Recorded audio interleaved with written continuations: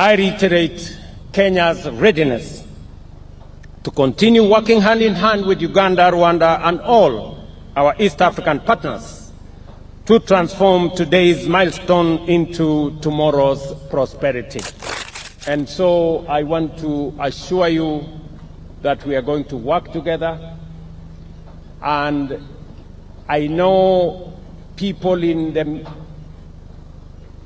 journalist space, and it is good I speak about it here, tried to create an impression that Uganda had said something to the effect that they need to access the sea by all means.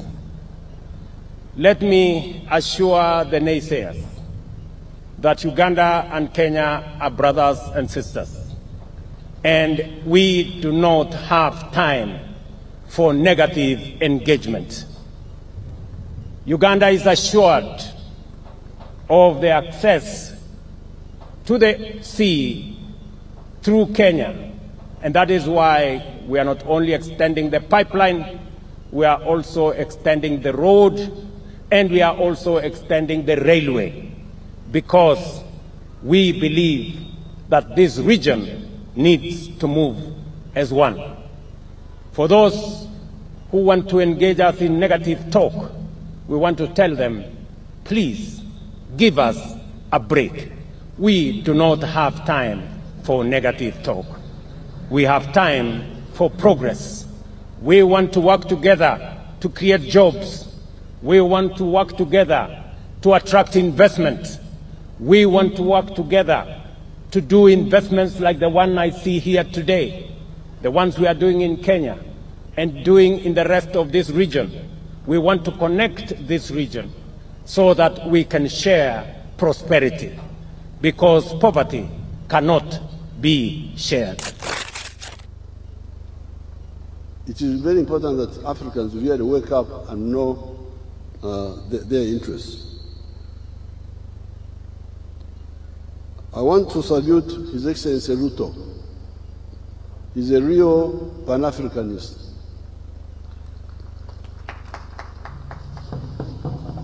And I hear that East Africa spends $5 billion on steel products, steel imports. You have heard that Kenya spends $800 million.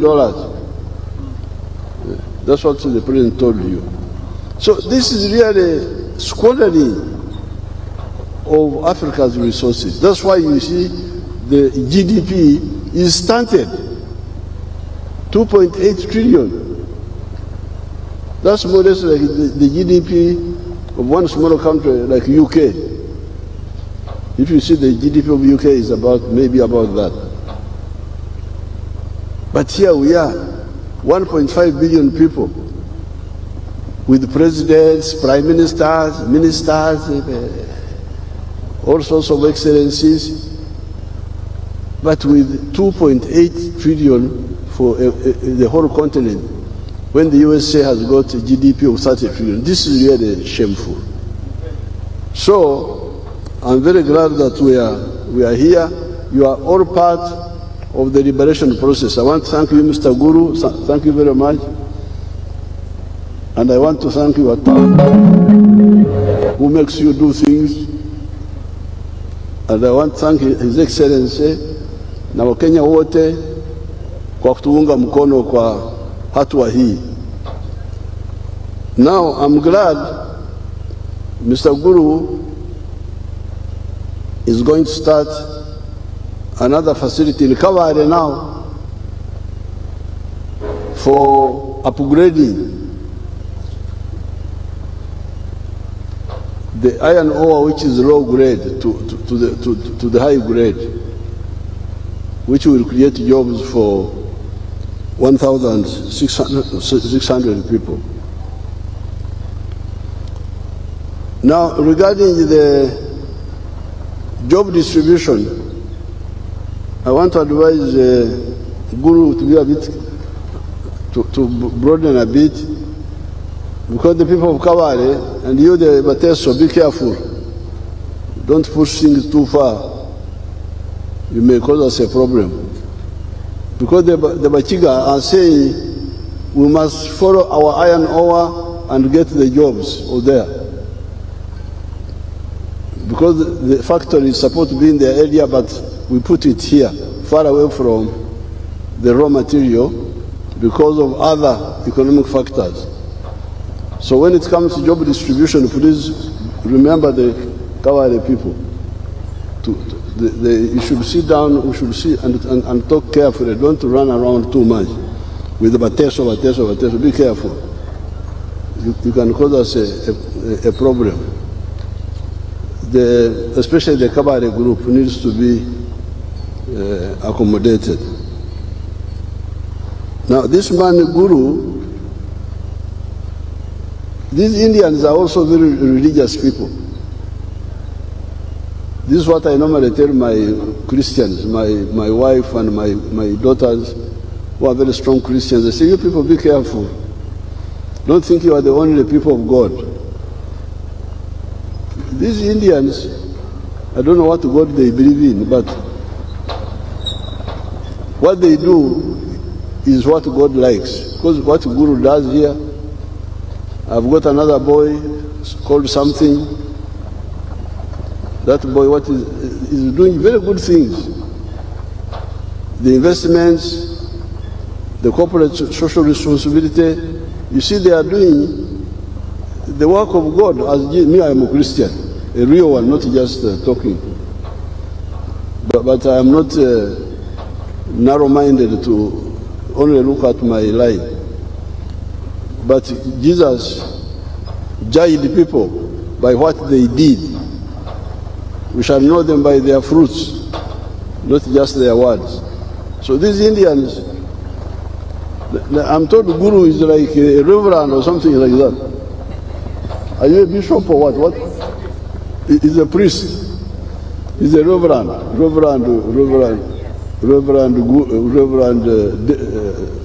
Narendra.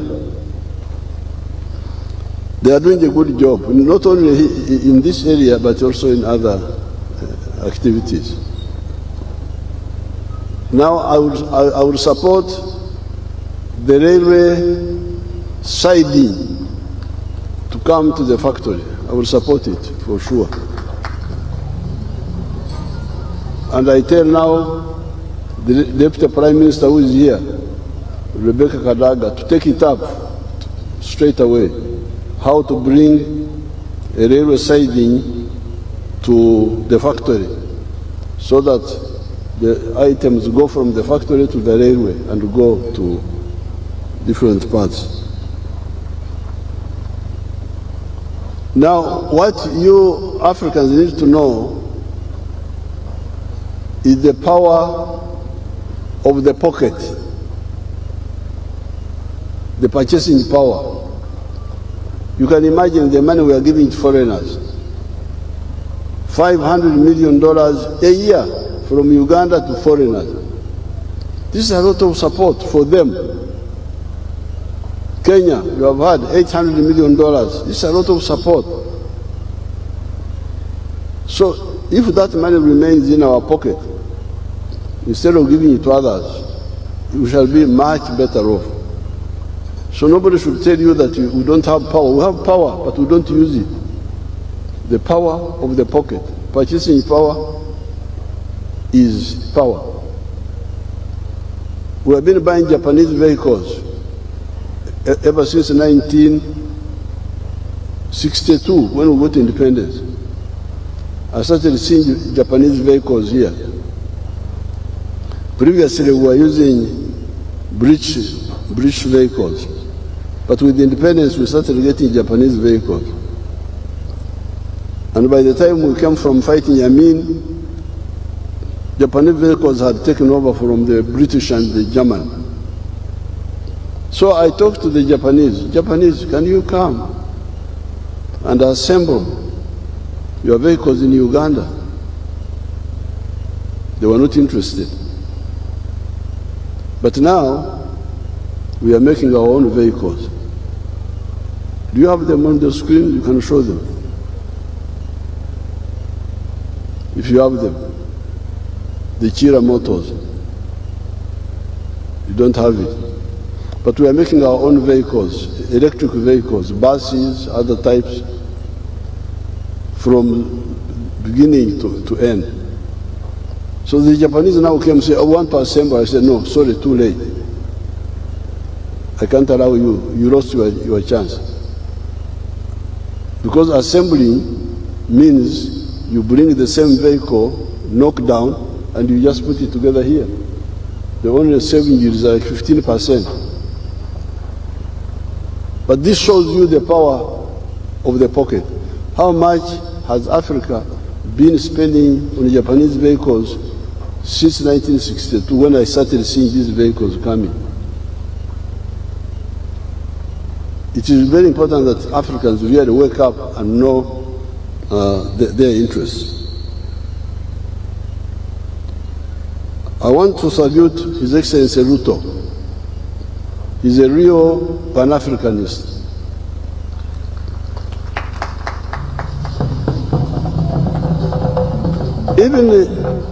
Even other leaders of Kenya, I actually find them more Pan-Africanist than many of the others. Even Mzee Moi, although sometimes we didn't agree, but when it would come to East Africa, he would be very, very East African. Mzee Moi, Mzee Kibaki, His Excellency Uhuru, all of them are Pan-Africanists. But His Excellency Ruto, Pan-Africanist and also active in terms of implementation. So we are very lucky to have him in charge of Kenya. And we are now, you can see the fruits now. Because this is the one who was encouraging Mr. Guru. Yes, Mr. Guru is private sector, but His Excellency Ruto was encouraging him. So we are going to move very far.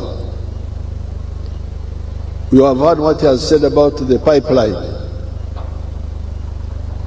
These roads, the transport system, is now irrational. We need to rationalize it. Why is it irrational? Barabara, the road, they are small cars.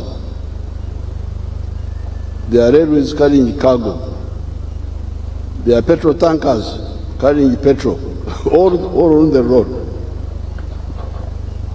So we need to disaggregate, separate. Fuel pipeline, toka kwa barabara. You go through the pipeline.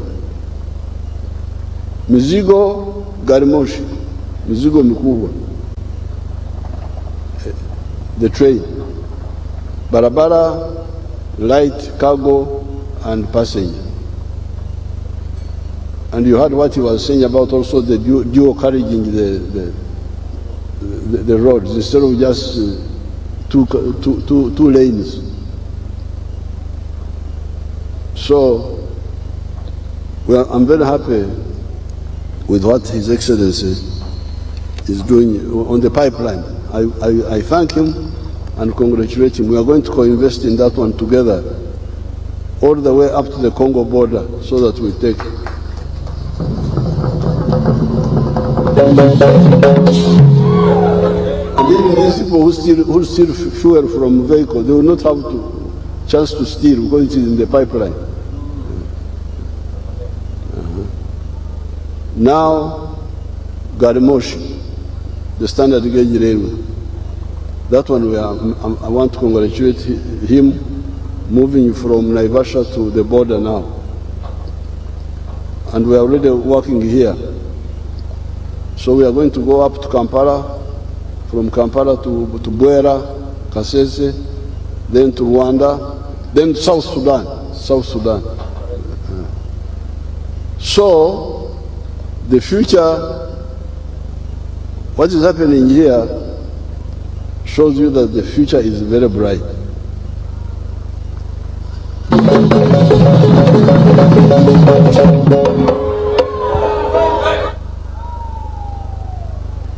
Ebirungi ebisingawo binateera okutuuka. the good things are coming on the stream. So I want to thank His Excellency President Ruto. I want to thank Dr. Guru, and he's going to bring more investments. Now, regarding my people of Tororo, we have been disturbing Mr. Guru with the issue of land. This land is government land. You know, it was IATRO, East African Trypanosomiasis Research. Then, when we created the cultural institutions, some people say that the cultural institution came in, although we need to sort that one out.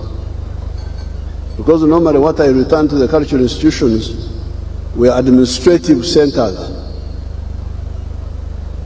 but not government research centers and so on. That one. So, but whatever it is, that's our internal matter. I actually want to refund Guru's money, the one he gave to some people. Some of my people here got money from Mr. Guru, and then now they are fighting over it. The one who got it, not the right one. This should be a matter between the government and the people. What the investor wants is free land for investment, not to engage in having quarrels with local groups. So stop going to Guru to ask for money. Come to the Prime Minister. The Prime Minister is there, the Deputy Prime Minister. We shall handle the issue of the land. I have handled it with the Tepeth of Moroto in Karamoja. They were disturbing our man there of cement. But the Tepeth, I paid them 40 billion shillings. Then I gave the land to the cement developer. This is the same formula here. Leave Mr. Guru alone. Don't go back there. Go to the Prime Minister. The land issue is between us, is among us, we Ugandans. What the investor wants, he has already done enough. Mutumuswara, omusajja alese sente, alese obukugu, byonna yabirese. Kati mwagala kumutawanya ku kigambo ky'ettaka nakyo tolabawo kyewali kunani. So the man has brought money, has brought knowledge, technology. The land is ours, is our contribution. I don't want you to give it free, especially if the clan says they had come in. No problem. If you came in, we shall. How did you come in? Did you come in properly or what? But that's our internal matter. We shall sort it out. If you are to be paid, it would be us, government, to pay you. What he wants is the land, and his share, mchango wake ni pesa na utaalamu, ndio mchango wake. Mambo ya ardhi ya udongo ni jambo, ndio mchango wetu na sisi, bila kumsumbua. So with these few words, I want to congratulate everybody. I want to thank Mr. Guru for bringing this big money.